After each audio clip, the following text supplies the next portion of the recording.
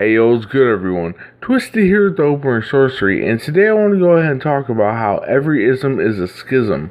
Now, while that phrase may sound a bit strange, you may not have necessarily heard it before, or at least heard that sort of sentiment phrased that way.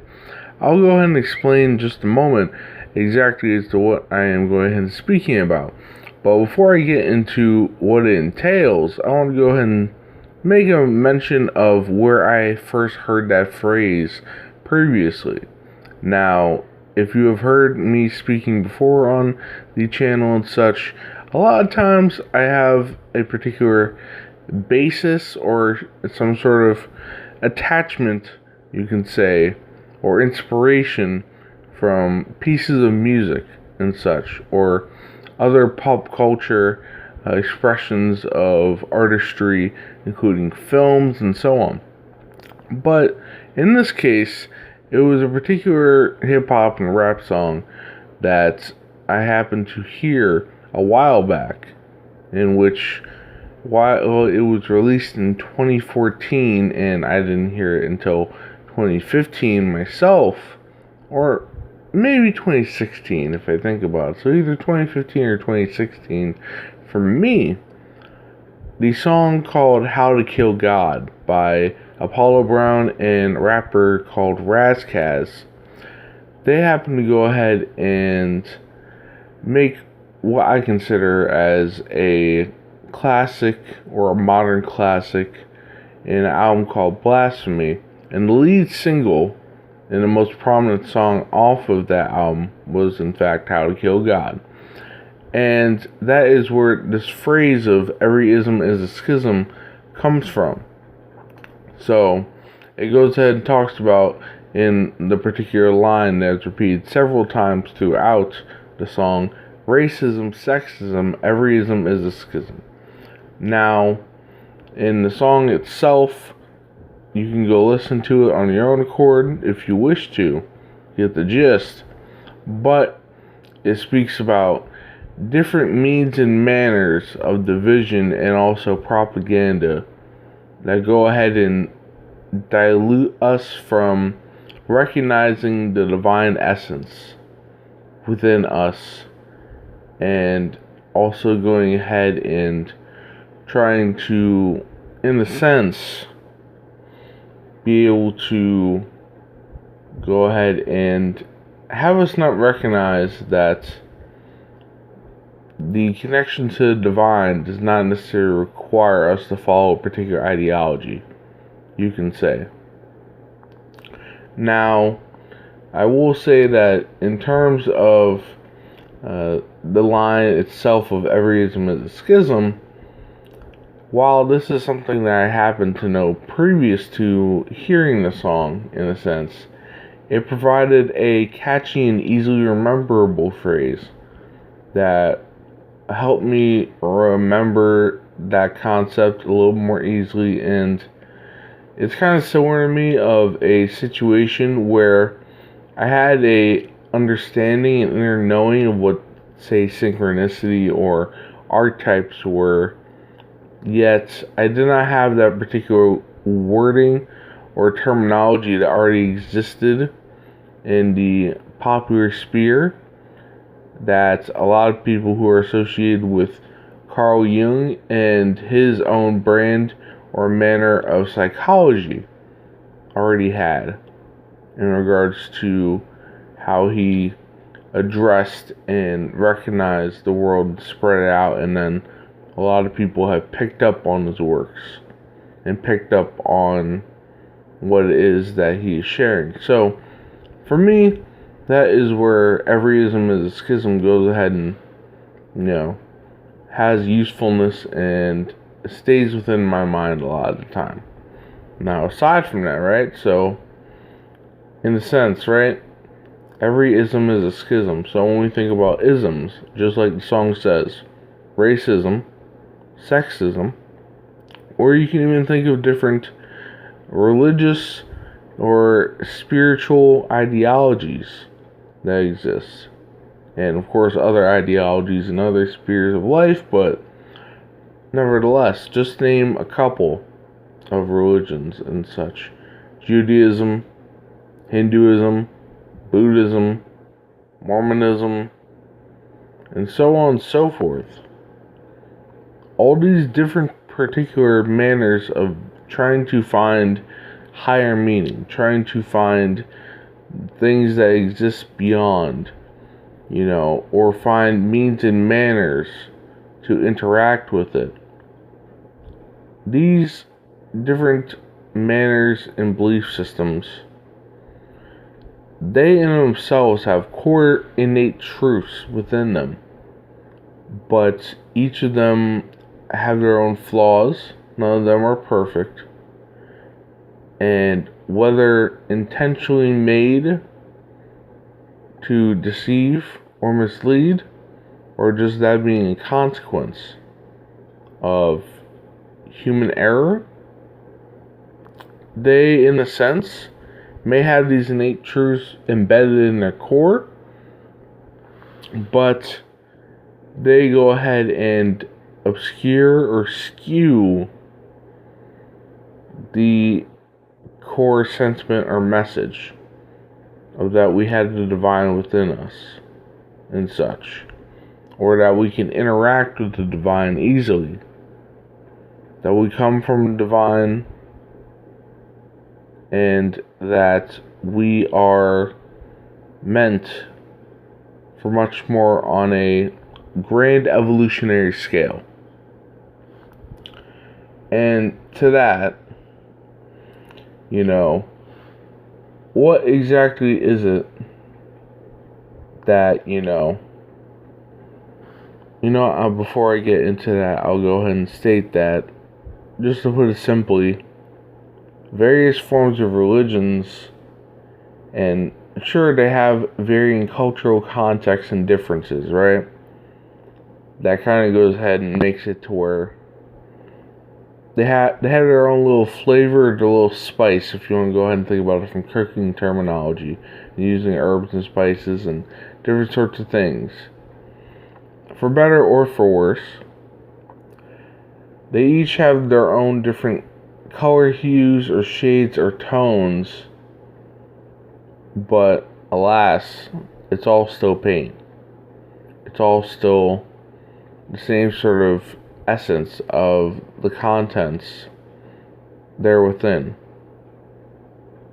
But nevertheless, so how does the phrase, right, the sentiment that every ism is a schism happen to go ahead and operate?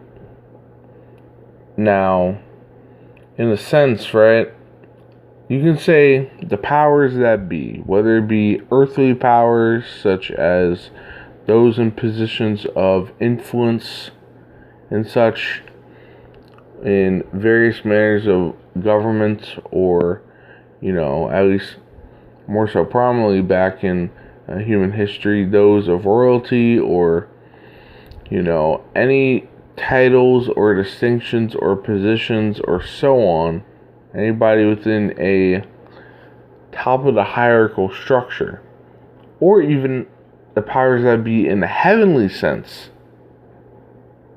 dependent on your comprehension or recognizing of as below, as the axiom of as above so below, or just generally your own intuition and your own intuitive thoughts and your own how you recognize and understand how the world operates, right?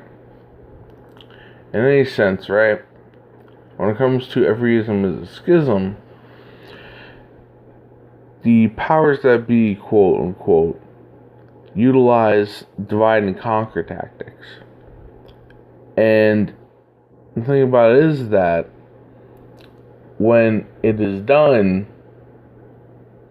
it goes ahead and is trying to do that because the mass populace, or even not even the entirety of the mass populace, but if you have a sizable chunk of the mass populace who don't necessarily go along with what it is that you want done in a manner of an agenda, or something that is being promoted or propagandized about that can present the problem to the status quo and all that sort of thing. Whether the status quo is overall beneficial or detrimental and something truly needs to be done about it for the betterment of the people. Nevertheless, though, while often confused with what is called the Hegelian dialectic, which happens to be a method of a philosophical method of utilizing or using or having a reason to integrate things within yourself. And within this Hegelian dialectic, it follows the synthesis, antithesis, the thesis, antithesis, and then synthesis model of things. I got ahead of myself right there. But yes, in using that Hegelian dialectic model, a lot of times it is conflated with or associated with, either correctly or incorrectly, with a actual methodology of how, once again, the quote-unquote powers that be happen to divide and conquer and such on a larger scale.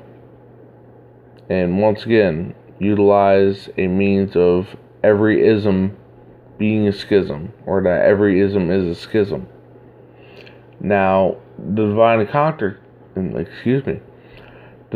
conquer tactics happen to be operating under the manner of problem reaction solution, or PRS, if you've never heard of it before.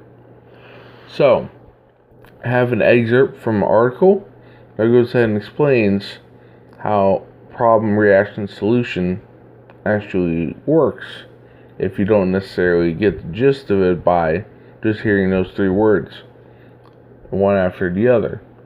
So, I'll go ahead and read this excerpt real quick to go ahead and help explain how PRS, or problem reaction solution, is a means of a divide and conquer method over people, humans, and life in general.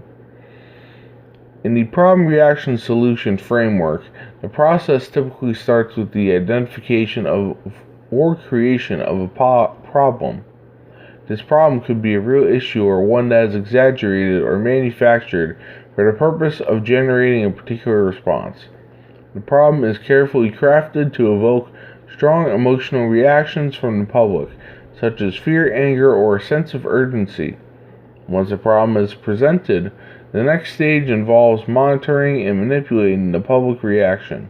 This can be achieved through media coverage, propaganda, or other forms of communication that amplify the emotional response of the public. The intention is to ensure that the desired reaction aligns with the agenda or objectives of the orchestrators. Finally, a pre-planned solution is offered as the apparent resolution to the problem. This solution may have been devised well in advance, and its presentation is strategically timed to take advantage of the heightened emotional state of the public. It may involve policy changes, new laws, increased surveillance, or other measures that may serve the interests of a select group or individual, often at the expense of civil liberties, transparency, or public welfare. Now, just go ahead and take a moment to let that sink in, and the potential implications of that, whether at the time of this recording or otherwise, wherever you happen to be in the world and listening to this. Is this something that is going on by people in positions of power and influence, whether it be at a county level for us Americans, those in the United States, or at a state level, or at a national level, or potentially on an international level. And even something that might even just be something relegated to, say, a village board or a small town government, even. Or heck, depends on how small you want to scale it, maybe something within your family itself, depending on who the figureheads or those who are the elders and such are. But utilizing divide and conquer tactics. If there's anybody out there who happens to have a buzzword that I know my co-host Devi likes using a lot of the time, but for good reason, a narcissist in their family and such, who happens to be the figurehead of said family, or a prominent figure. So however large or small that the framework happens to be, or the particular scale, right? The divide and conquer method of problem, reaction, solution goes ahead and promotes that phrase that, we've been repeating like a mantra this entire time, that every ism is a schism. So, hence, you can go ahead and think about, if for those who are familiar with the Bible and the Abrahamic religions, the story of the Tower of Babel, where humanity was capable of attaining great feats and achievements, yet it was struck down, you can say, by the Abrahamic God, whether you want to call them Adonai or Yahweh, or whatever title is appropriate, based on everybody being able to communicate freely by being under the same language, or just having a universal means of speaking, whatever that implied or indicated by the story. Yet there was a division of people by interfering with their means to communicate in their language, by whatever manner of spiritual action taken, caused people to speak different languages, and thus they were confused, and they went ahead and stopped working on the tower, and the intention was to have them spread across the world, so that way they cannot continue working on the tower or achieving other feats that bridge the gap between the earthly and the heavenly, the earthly and the divine, you can say, or at least that particular expression of divinity. So to that, I go ahead and say that, once again, the powers that be, whether you want to think of it as a particular deity associated with a religion, or, once again, earthly powers or heavenly powers, or you could even say hellish powers, them wanting to stop the coming together of peoples in order to keep control, keep a means of influence, keep a means of holding on to whatever it is that they are attached to. And not even just in trying to point the finger and try to find some bad guys, but something that you can go ahead and do some self-reflection analysis within yourself of, how do you try to divide and conquer within your own self, or how do you try to divide and conquer in regards to others? So in turning that finger inward, how do you happen to go ahead and allow for every ism to be a schism? Do you hold on to a particular ideology so much that you don't necessarily recognize that there's core truths and innate sort of things within others, whether it be other ideologies or other people who happen to think or view things differently from you. So, let that one sink in for a moment. But the thing that I want to go ahead and state is this, and this is another phrase that came to me whenever I happened to initially come up with an outline for speaking on this subject. And this is one I've more so, giving a little bit of transparency here, this is one I've kind of had more so within the backlog of things to do, at least in relation to the time of this recording, that just more so has been waiting for, like, you know what, this feels appropriate to talk about it. But nevertheless, the phrase that I'm speaking about is that fractures are fractals. Now, in saying that, you might not get it of what the hell is he talking about. But once again, with the every ism is a schism, and every differentiation, you can say, go ahead and causing, a division between people. For those who are aware of fractals or refractions within, say, things such as diamonds, right? Or different, things of a crystalline nature, the light that bounces within these different things, right? They are all, or any sort of images or such within diamonds, right? Or at least rather pure diamonds, as far as I can recall and or try to phrase a manner of visuals for you. You can go ahead and see the same image, the same sort of thing within said crystalline structure.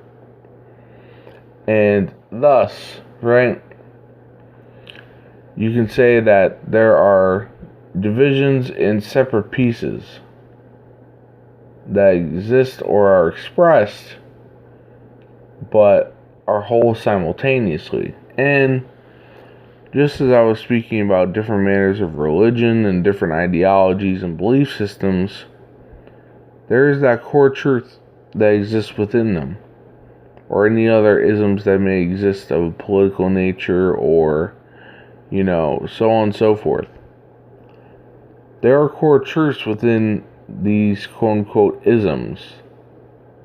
Once again, whether it be Hinduism or Shintoism of the Japanese folk or Eastern folk, and generally speaking, regardless of nation or culture, or say Judaism or Buddhism, and so on.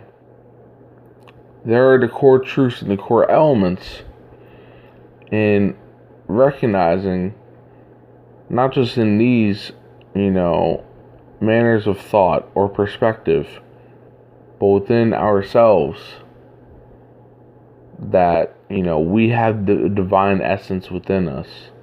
And thus, so does life as a whole, so does the different aspects and manners of existence as a whole, and so do other people, and being able to recognize that.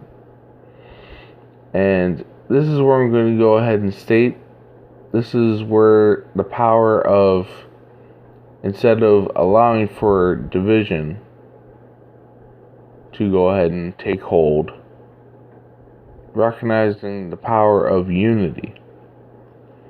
And there is a phrase that goes ahead and sticks with me also, of that there's strength in numbers, which happens to be the motto of, for those who follow professional basketball here in the United States, the NBA team, the Golden State Warriors.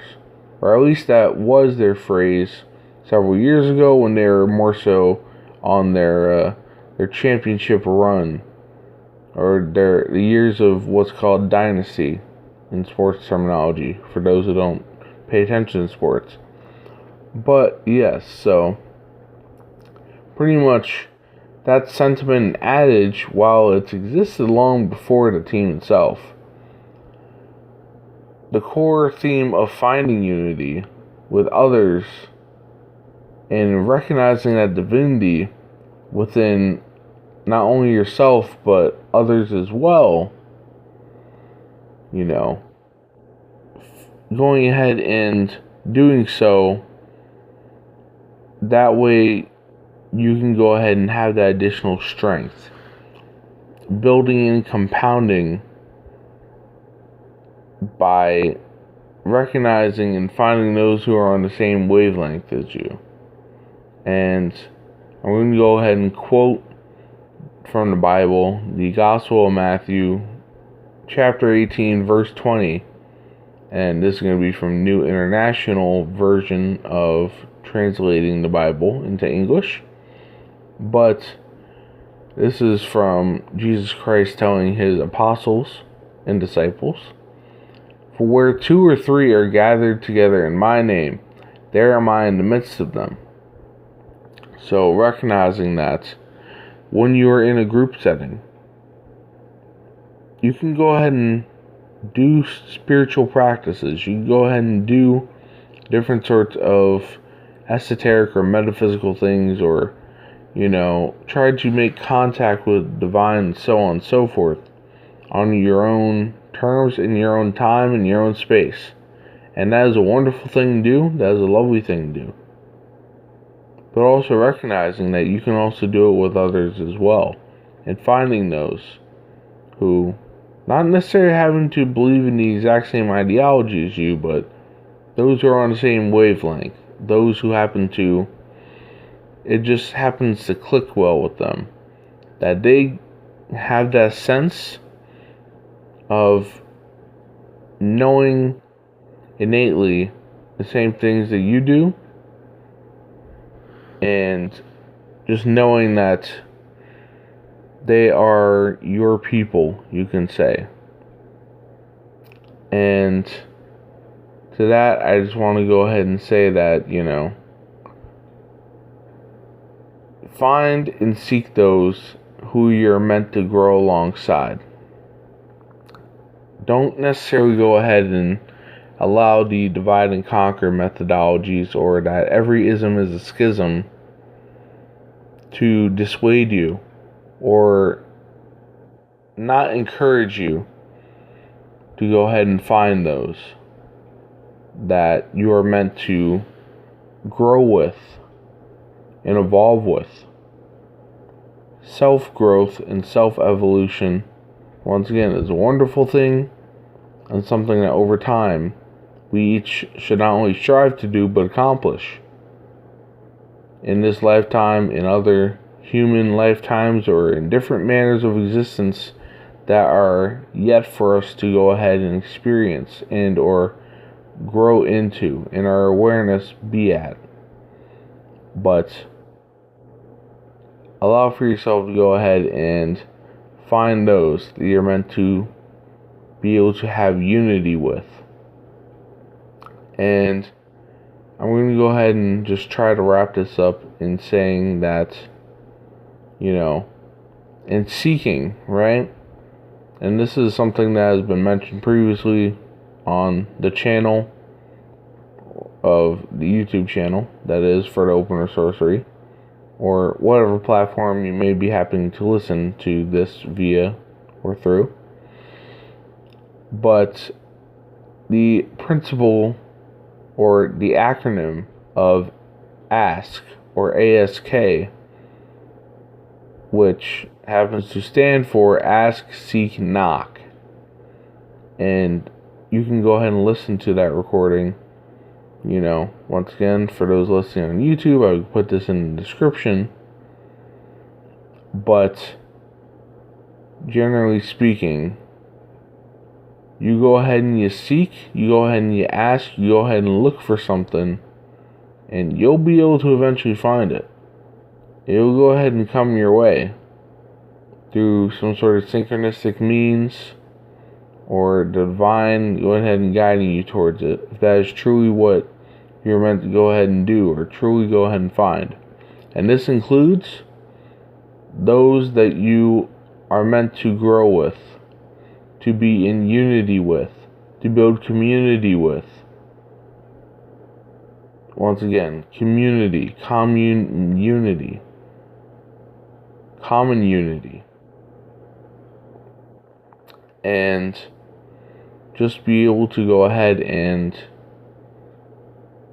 once again, not just in a solo sense of growth and reflection and evolution, but being able to go ahead and build something and magnify it through strength in numbers. And in that sense, that is where every ism is a schism, and the divide and conquer tactics and methodology loses its power, or at least loses its effect on you in your own life, and in the lives of those that you care about or are connected to. Or are connected to, I should say. And yes, so I guess that's pretty much it in regards to that phrase of every ism is a schism, and trying to go ahead and break it down, or at least give my manner of thoughts in regards to it, my own interpretation of what it entails and how it can go ahead and, potentially be, countered. And once again, not just looking at how problem reaction solution on a larger scale can be implemented as a divide and conquer tactic, but look within yourself. How do you divide and conquer? How do you go ahead and, whether it's in relation to aspects of yourself in a non-beneficial way, or towards others, use divide and conquer methodologies and tactics to suppress or go ahead and wrangle too much control when that manner of control is unhealthy and unnecessary. So, either or, of a larger macro scale or a micro scale, when dividing and conquering is of a detrimental manner to yourself and those around you. And in recognizing that, knowing when unity can be beneficial, and finding others on that same wavelength, building that strength in numbers, and being able to go ahead and start moving towards making a larger difference than simply that self-growth, that self-development, that self-evolution. At whatever point you either deem you're truly ready, or honestly, even before you may deem yourself as ready for it, that you are going and being guided towards it, and you may already be ready for it, but you just don't recognize it. Or you just learn on the fly. You sink or swim in that regard of learning and adapting to such things. But nevertheless, this has been Twisted with Open Sorcery, and stay frosty, Neguses. Peace.